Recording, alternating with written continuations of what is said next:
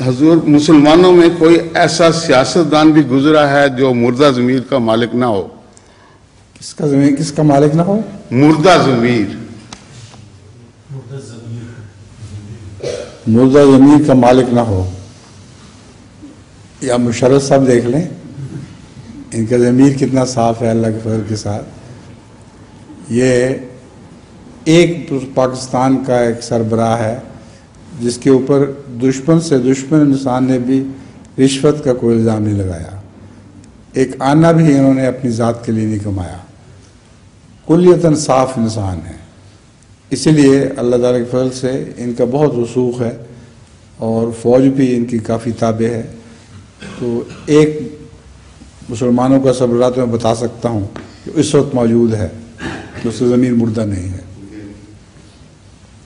مردہ ضمیر والے جو دو چوٹی کے سربراہ تھے، ایک بھٹو اور ایک ضیاء الحق، وہ دونوں مر چکے ہیں ضمیر کے ساتھ ہی.